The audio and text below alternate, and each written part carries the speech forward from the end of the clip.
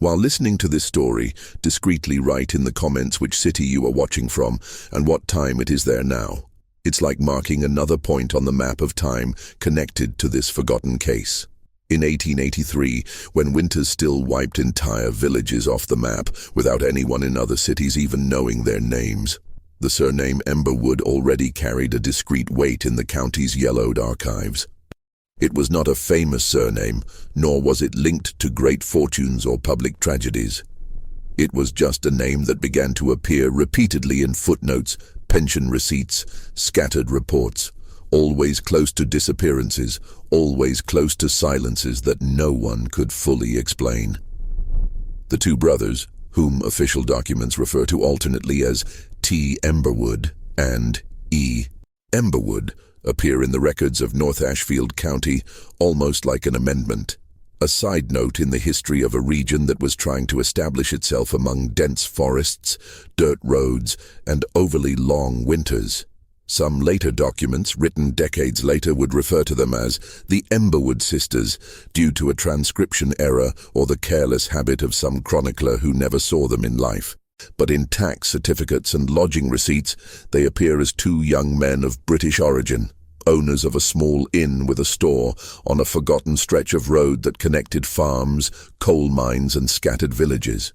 The village of North Ashfield at the time was nothing more than a cluster of two-story wooden houses, a light-colored wooden church, a small cemetery surrounded by a fence of crooked stakes, and a set of muddy roads that crossed in front of what the records called the Emberwood Inn and General Store. The few photographs that remain of poor quality show motionless facades, motionless people, long shadows at the end of the afternoon, and an ever-opaque sky, as if the light had learned not to spread too far there. It was a place where almost everything was settled with a glance, a handshake, or silence. The cold came in through the cracks in the windows, the smell of smoke permeated the clothes, and time seemed heavier, as if it was slow to pass. In that community, everything had a face: the milkman who was also a farmer, the pastor who was also a gravedigger, the merchant who knew by name every credit note written in his notebook. No one went unnoticed for long. No one, in theory, simply disappeared. That is precisely why the case of the Emberwoods and the basement of the boarding house still seems strange today when one looks through the official documents. The brothers did not arrive in North Ashfield as suspicious outsiders. On the contrary, the first records indicate that they were seen as a kind of promise of modernity. The county council minutes mention two young entrepreneurs from the East willing to invest in the inn and maintain a store with various items for travelers and workers in the region. The road was becoming busier, attracting traveling salesmen, woodcutters, railroad workers, traveling salesmen, and families looking for cheaper land. The Emberwood Inn, as it came to be called, offered exactly what that region needed: simple beds, hot food, a barn for horses, and a large basement for storing supplies. The basement, in the building records, appears only as a masonry basement for storage and winter shelter. There is no special mention, no adjective, no observation beyond the dry note from the county inspector confirming that the structure meets minimum ventilation and safety requirements. Everything, on paper, seems mundane. The Emberwood family, if you can call it that, was actually just the two brothers and a distant aunt, recorded in one or two letters as Mrs. E.K. Emberwood, who had remained in the East, never having set foot in North Ashfield. There are no records of marriages, child baptisms, or funerals directly linked to the surname in those early years. They were, at the same time, part of the community and somewhat outside it, necessary merchants, owners of the busiest building in town, but still men whose previous history no one knew in detail. Testimonies collected decades later, when some survivors were already old, described the brothers in different ways.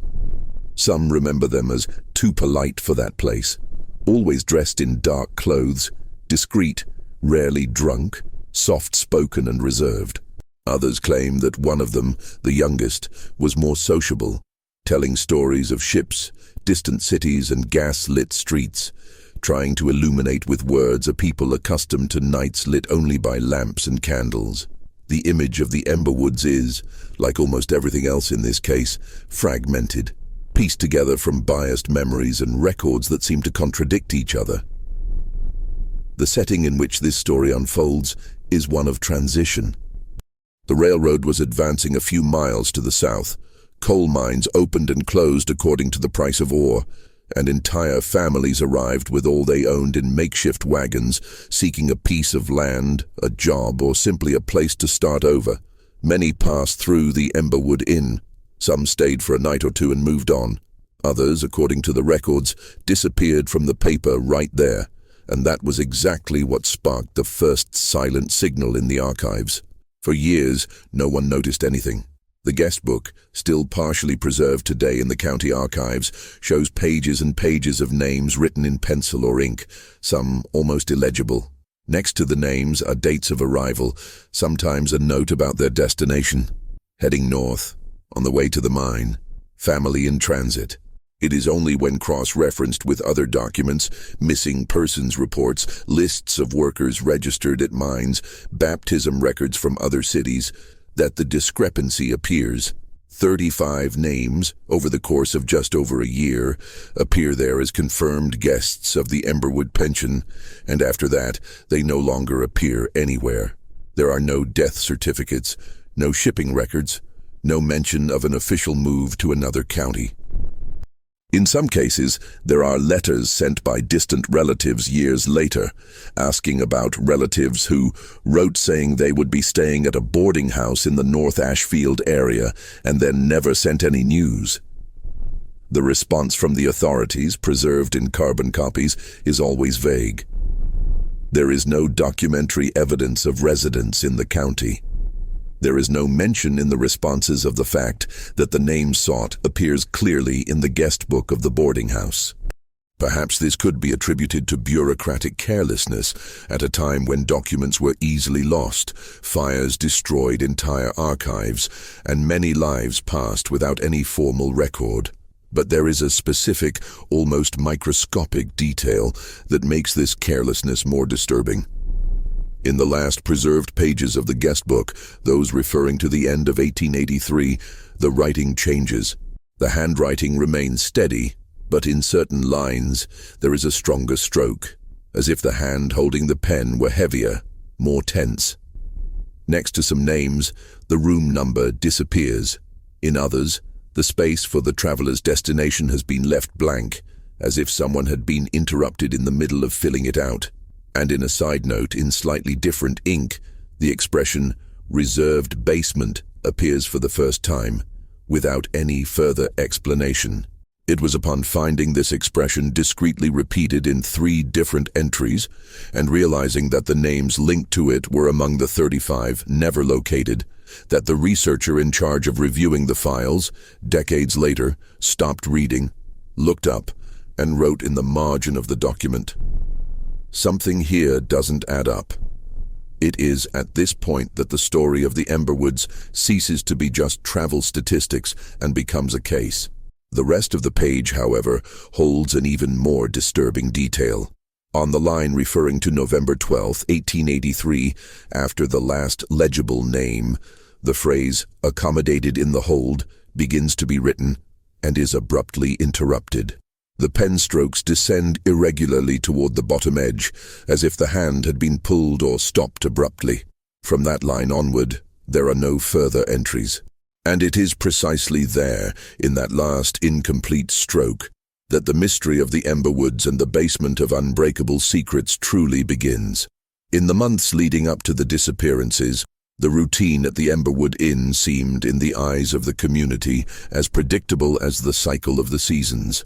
The oldest residents of the village remember that, at that time, North Ashfield lived in an unstable balance between necessity and hope.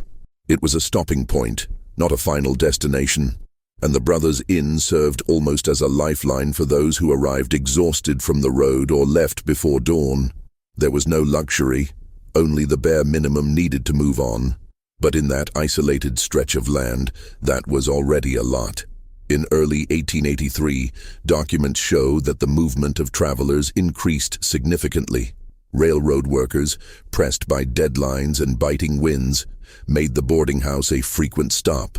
Entire families coming from the west sought shelter while deciding whether to stay or move on to other lands.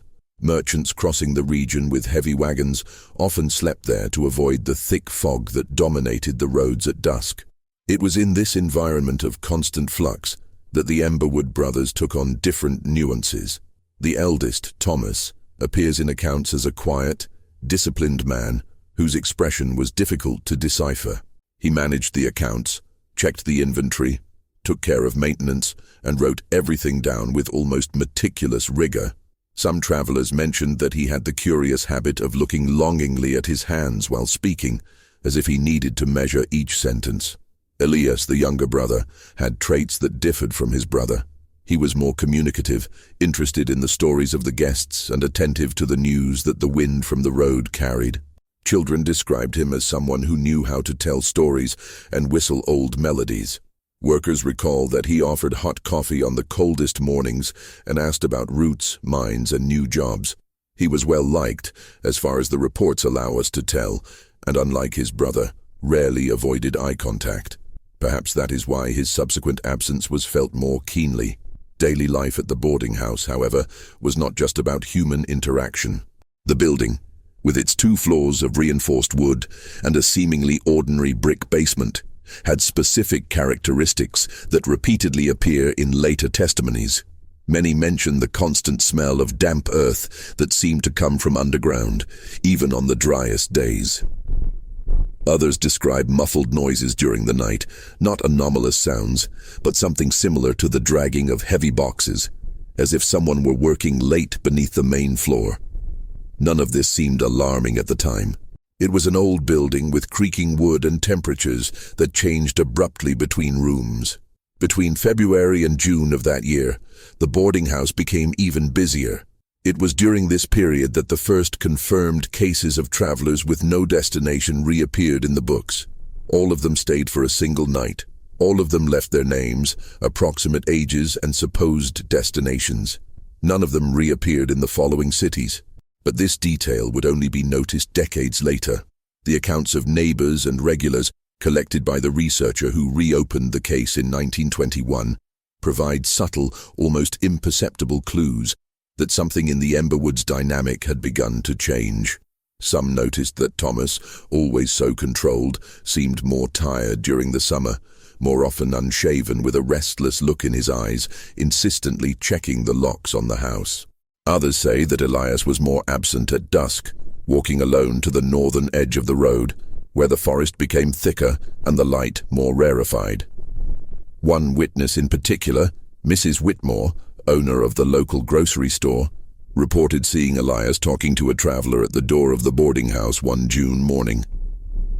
There was nothing unusual about the conversation, except that, according to her, Elias seemed nervous, as if he were waiting for something he didn't want to admit. The conversation lasted only a few minutes, long enough for the lady to notice a detail that later struck her as odd. The traveler entered the boarding house through the front door, but, according to the recovered guest book, never had his room recorded. In July, the village's routine changed abruptly. Work on the railroad slowed down, the mines to the south underwent safety inspections, and business at the boarding house declined. It is precisely during this quieter period that some records show even more subtle discrepancies in the inn's activities. The monthly accounts show unusual expenses for extra bags of coal, even on days when temperatures were milder. There are also notes of purchases of heavy tools that do not appear in previous inventories, items such as reinforced shovels, additional kerosene lamps, and wood for structural reinforcement. When questioned later, one of the few workers who helped out sporadically at the boarding house stated that one afternoon he heard the brothers arguing in the second-floor hallway. Not about debts or guests, but something about the need to keep the basement organized before the next wave of travelers. The worker did not understand the context. It was not uncommon for inns to need to reorganize their inventory. But, as he recalled, Thomas's expression was too tense for a simple matter of logistics. Another important account came from a woodcutter named Merritt, who used to sleep at the boarding house whenever he passed through the village. He said that on a particularly cold August night, he heard a repetitive sound coming from the basement, something like a heavy object hitting the masonry. Merritt thought it was the wind moving something loose, but the wind that night was weak. He also recalled that when he discreetly mentioned the incident to Elias the next morning, his younger brother just smiled, but didn't say a word. That same month, an even more curious event occurred. 3 travelers arrived in the village together. According to later statements, they were temporary workers hired for a job 3 days away. They ate at the inn, chatted animatedly with Elias, and were seen walking toward the barn to check the space where they would leave their wagons. Those were the last times anyone saw them, at least officially. The guest book records the arrival of the 3, but again it does not record rooms or destinations. Only the words, "awaiting instructions," are written in the right margin in ink, darker than the rest. This expression, which never appears in other records from that year, became one of the most discussed points among later historians. Awaiting instructions from whom? Instructions about what? The researcher who reopened the case in 1921 noted that, during that period, Thomas's handwriting began to show clear signs of irregularity. More pressed strokes, slightly slanted lines, as if he were writing under constant tension. In contrast, the pages signed by Elias seem scarcer. It is during this interval that his presence in oral testimonies also begins to diminish. Small villages quickly notice when someone's behavior changes, and at that time, Elias was becoming more withdrawn, more introspective, almost always staring blankly in the direction of the road. All of this, of course, only seems significant in retrospect. At the time, no one connected the dots. Life was too hard and everyone had their own reasons to worry. But when you revisit the receipts, guest books, and accounts collected decades later, a quiet feeling takes shape. Something in the Emberwood's routine was shifting, like a cog that starts to spin off axis. And it is precisely at this fragile point of equilibrium, when everything seems at once ordinary and slightly out of place, that the narrative approaches the moment when the case would cease to be just a series of small oddities and definitively enter into history. It was in early September 1883 that the last person saw the Emberwood brothers together at the entrance to the boarding house, looking at 3 lanterns still lit in the hallway leading to the basement. And neither of them seemed willing to turn off that light. The events that led to the disappearance of the Emberwood brothers and the beginning of the official record of 35 people who would never be found again began so discreetly that, at the time, they barely attracted attention. It is only when each step is reconstructed, aligning testimonies, travel notes, receipts, and scattered reports, that the scene of that last night emerges with an almost physical weight. September 1883 was advancing with an unusually early cold snap. The wind blew from the north, carrying a kind of silence that seemed to seep into the bones. The village retired early, and the lanterns in the windows flickered as if hesitating between lighting up and giving up. That month, according to the partially preserved guest book, only 4 travelers passed through the Emberwood Inn, an unusually low number for a period that traditionally saw a wave of displaced workers arriving to build the railroad. 2 of these travelers, a traveling salesman and a solitary carpenter, were seen leaving the village the morning after their arrival, walking south. Their names appear in records from another town days later, confirming that they left without incident. But the other 2, recorded only as S. Hartwell and R. Dunn, disappeared from the records as abruptly as they had appeared. The last time they were seen, according to the testimony of a farmer passing by on the road, was at the door of the inn behind the Emberwood brothers, carrying small hand luggage and a lantern each. This detail, the lanterns, would be mentioned repeatedly in subsequent investigations. In 1883, travelers rarely carried their own light when entering an inn, as the establishment provided the necessary lighting. The fact that the 2 were seen with lit lanterns suggests that they were preparing for some kind of internal or external movement, although no one has been able to determine what. What is known with some degree of certainty is that on that particular night, the Emberwood brothers were tense. The most consistent account comes from a letter written by a young teacher named Lydia Brewer. who dined at the boarding house early in the evening before returning home. She described an eerily quiet atmosphere, more so than usual for that time of year, and noted that the brothers avoided addressing each other directly. Thomas seemed preoccupied, while Elias, sitting near the window, constantly watched the darkness outside, as if waiting for someone. At 8:45 p.m., according to the teacher's own watch, 3 sharp sounds were heard coming from the basement. They were not ordinary knocks. Lydia described them as 3 firm, rhythmic blows, as if someone were knocking on a heavy door with the side of their hand. The teacher asked Elias, who was closest, if this was normal. He said, in a voice that was too calm to be convincing, "It must just be the wood reacting to the cold." But Lydia's later account says that at that moment he couldn't hide the slight tremor in his fingers. After that, the information becomes fragmented. The exact time, the order of events, and who saw what are pieces that need to be fitted together like an irregular puzzle. But all accounts point to the same center, the basement. The structure of that basement, large, thick masonry with 2 side compartments and a narrow corridor, was the reason why many travelers sought refuge at the inn on stormy days. It offered protection from gusts of wind and served as a storage place for food, wood, and tools. There was nothing extraordinary about it, except for the fact that, over the years, the community commented that it was colder than the rest of the house, even during the hottest summers.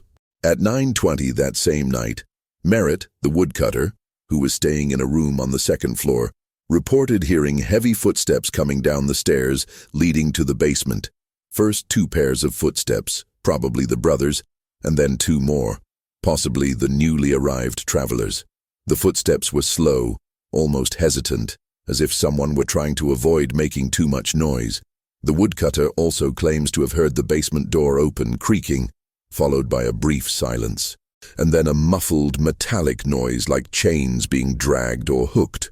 This testimony, collected almost 40 years later, has always raised doubts, but it is corroborated by another witness, the local pastor, who was passing by on the road that night on his way home after visiting a sick member of the congregation.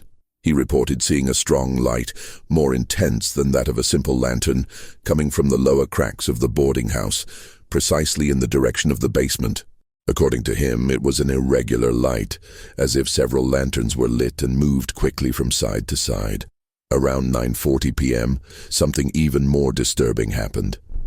Mrs. Whitmore's grocery store, located across from the inn, had already closed, and she was getting ready for bed when she heard a noise outside that she described as a chorus of brief voices, something like a collective muffled or stifled scream. It wasn't loud, but it was clear enough to make her get up and go to the window. The road, however, was completely empty. Smoke rose straight from the chimneys, with no wind at all, and the inn appeared dark, except for a single line of faint light escaping through the cracks in the basement door. No official document records this detail. No resident other than her mentioned the sound. But the 1921 researcher noted in his report that Whitmore's testimony is consistent with patterns of unusual nighttime movement at the site, including the fact that the main door of the boarding house was found unlocked the next morning. What follows from that point on is the most nebulous and debated part of the case. The last legible entry in the guest book that night, the same one with the interrupted line, suggests that someone was preparing to register another guest, but never finished. The line trails off toward the edge as if the hand had been pulled away, and smudged ink reveals that the pen fell to the floor. There are no direct witnesses to what happened between 9:40 and 9:50 that night, but there are signs, physical, palpable ones, later catalogued by county police. The basement door had superficial, parallel scratch marks, as if some metal object had been dragged across it. The hallway floor showed recent drag marks from something heavy, still noticeable even days later. 3 lanterns were found lit inside the basement, something completely out of character for the Emberwoods, who saved every penny of kerosene. And, most disturbingly, a newly dug hole in the dirt floor, measuring just over 5 feet wide, with no recorded explanation. This hole, shallow yet deliberate, became the most controversial element of subsequent theories. Some said it was just an attempt to repair some water damage. Others claimed it was the beginning of a larger excavation. The official report, however, avoids hypotheses and merely states, excavation present in the basement with no indication of utility or prior record. The final piece of evidence from that night, and the one that concludes this section, comes from the account of the same farmer who saw the travelers entering the inn earlier. He says that while driving down the road to his property late at night, he saw a figure walking quickly toward the forest to the north. The moonlight was dim, but enough to see that the person, a tall man, bent over as if carrying a heavy load, was holding something with both hands. It was not possible to identify who it was, nor what he was carrying. But the farmer insists that night he saw this figure disappear into the trees without looking back. When he returned along the same road at dawn, the Emberwood brothers were no longer in the village. Neither were the two travelers. The last confirmed evidence is the most disturbing. 3 distinct footprints, 2 large, 1 smaller, ending abruptly 10 meters from the path up to the forest, as if the trail had simply been erased from that point on. And it was precisely in these interrupted footprints that the mystery ceased to be merely an absence of documents and became something much deeper, a silence so solid that it persists to this day, impregnated in the cold soil of North Ashfield. The morning after the events of that night, the village awoke to a strangeness that did not dissolve with the weak September sun. Something in the air, a kind of dense silence, like the kind that precedes storms, permeated conversations and made people look twice at the same landscape, as if they sensed that something had changed, even though they couldn't name what it was. The first to notice that the Emberwood Inn was open but empty inside was the milkman. He found the front door ajar, which was out of character for the brothers, who always locked everything before sunrise. He called for Thomas, then Elias. No answer. The smell of fresh coffee did not come from the kitchen. There were no footsteps in the hallway. The silence inside the building seemed greater than the physical space allowed, as if the sound had been manually erased. The news spread quickly through the village, and in less than 2 hours, a small crowd had gathered in front of the boarding house.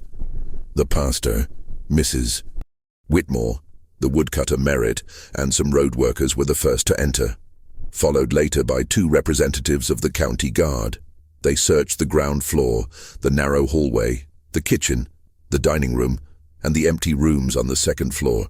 There were no signs of a struggle, no signs of haste, no signs of anything out of place, except for the complete absence of the brothers. The astonishment grew when one of the guards noticed that 3 lanterns were lit in the basement, consuming kerosene without supervision. This detail sounded as alarming as it was inexplicable. The Emberwoods were extremely careful with resources. Leaving lanterns burning all night was unthinkable. The immediate decision was to go down to the basement. It was there that the story changed direction forever. The basement was cold, much colder than it should have been for that time of year. An internal wind, which should not have existed, circulated near the floor. The lanterns illuminated part of the room, revealing displaced boxes, scattered tools, and recent drag marks. The hole dug in the dirt floor was exposed, shallow but clearly dug a few hours ago. The guards tried to understand the purpose of the excavation, but found nothing but loose earth and traces of broken wood. A piece of fabric, however, caught their attention. It lay partially buried, as if someone had dropped it at the exact moment they were trying to hide something. The color was dark, the fabric thick, compatible with winter coats worn by travelers. It was catalogued as evidence number 3 in the county report. In the days that followed, the village was rife with rumors. Some said the brothers had fled after some conflict with unknown travelers. Others claimed they had been ambushed, a theory that quickly lost steam, as there were no signs of a struggle. There were also those who suggested that the Emberwoods were involved in illegal activities related to the mines or the smuggling of workers, a possibility that was considered but never proven. The authorities, pressured by distant relatives of the missing and restless residents, launched a formal investigation that lasted months, although it seemed from the outset to be hampered by limitations. The county did not have sufficient resources, and the bureaucracy of the time imposed a pace too slow to uncover facts that had probably already dissolved in time. Still, some clues emerged. One witness, a traveler who passed through the village 3 weeks before the Emberwood's disappearance, claimed to have overheard a tense conversation between the brothers in the boarding house courtyard. According to him, the words, "No one can know," were repeated twice, followed by an abrupt silence. Another witness, a railroad worker who helped unload supplies, reported seeing Thomas burying something near the northern edge of the property, an object wrapped in thick fabric, about the size of a small box. The railroad worker could not explain why it seemed suspicious to him. He only said that Thomas, who was always methodical, seemed to be acting with urgency on that occasion. The county's final report, completed in early 1884, mentions evidence of discrepancies in lodging records and the disappearance of travelers whose stay was not properly reported. But it avoids placing direct blame on the brothers, as no concrete evidence was found. The expression used in the document is absence of conclusive evidence but presence of incongruous elements. However, what is not in the report, and only appears in the researcher's personal notes from 1921, is perhaps the most disturbing part of the whole case. While reviewing old notes from residents, he discovered a letter written by Elias Emberwood, never sent, and found decades later stuck between the pages of a book abandoned at the boarding house. The content was incomplete, but 2 sentences survived the passage of time. Thomas is tired. I don't agree with everything, but he says it's the only way. The day after tomorrow, no one goes down to the basement anymore. This letter was never officially included in the county archives. The researcher, however, recorded in his diary that, as he held it, he felt that something profound was hidden in that uneven handwriting, as if Elias himself were writing too quickly or too late. And there was yet another element, smaller but significant. In the final inventory of the boarding house, one item could not be located. An extra key to the basement, recorded in hardware receipts 2 months earlier. What happened to it was never known. When all these clues are put together, the unfinished letter, the buried fabric, the lit lanterns, the dug hole, the interrupted footprints, a picture begins to emerge. Not a complete picture, never conclusive, but a raw human image of fear, haste, and difficult choices. It is at this point that the revelation takes shape. The Emberwoods did not disappear as passive victims, but as participants in something that had been happening long before that night. There is no evidence that they were responsible for the 35 missing travelers. There is no evidence that they were innocent. What there is a set of signs suggesting that the brothers were somehow bound to a secret greater than they could bear. And the central revelation, the one that the 1921 researcher writes almost as an outburst, is this: they knew there would be no turning back. Whatever weight they carried, it went down with them into the hold that night. And it was this realization, human, flawed, silent, that ended the official investigation, but forever ignited the mystery that still hangs over the cold land of North Ashfield. Decades have passed since the Emberwood names disappeared from official records and became mere footnotes, almost always mentioned with hesitation by researchers, genealogists, and curious individuals who comb through the county's poor archives. The boarding house, once the busiest spot in North Ashfield, was slowly consumed by time, until only fragments of warped wood, some rusty hardware, and the stone foundation that supported the basement remained, still there, like an open wound in the center of the property. In the early 20th century, the county attempted to erase the case from collective memory. It was easier to record the brothers' disappearance as voluntary abandonment of the establishment than to assume that something profound, intense, and possibly irreparable had happened in that brick basement. The village also moved on, as all villages must do. Families moved away, children were born, crops continued to be harvested, mines closed and reopened, the road changed course, and the world gradually turned North Ashfield into just another forgotten spot on the map. But for those who read the old archives, there is always a moment when something doesn't fit, a brief tremor in the middle of the narrative, as if the pages, even fragile, still held memories that refused to be completely erased. The researcher who reopened the case in 1921 left, in his private notes, a reflection that never made it into the official report. He wrote that as he walked through the remains of the boarding house, he felt that the silence of that place had a different quality. Not the usual silence of abandoned places, but a silence that seemed to contain something, as if it held too many stories within itself. The kind of silence that is not achieved through oblivion, but through the weight of things that were never said. Upon examining the basement floor, he found small marks that indicated hastily made reinforcements, unevenly nailed boards, moldings that did not match the rest of the structure, and a layer of soil that, according to his report, had been disturbed more than once. The most accepted hypothesis is that the basement was reorganized, perhaps hiding or revealing something before the last night. But what exactly had been moved, no one knows. The brothers, whatever their role may have been, took that knowledge with them, into the forest, into silence, onto some path that left no documentary trace. One of the researchers' most intriguing findings was how quickly the stories about the 35 travelers disappeared from local records. Some families wrote letters, but did not insist for long. Some employers noted absences, but soon replaced them with other names. The feeling that remains, when analyzing everything today, is that these people, those who passed through, sought shelter and then disappeared, did not belong anywhere. They were passing lives, names that the road takes and brings without the guarantee of being remembered. And precisely for this reason, their absences were lost amid other absences, common in times of constant displacement. At the end of his investigation, the researcher wrote a sentence that seems to sum up the whole case. The Emberwoods disappeared from sight, but not from time. It is a sentence that echoes, because it suggests that certain stories continue to exist, even when there is no one left alive to tell them.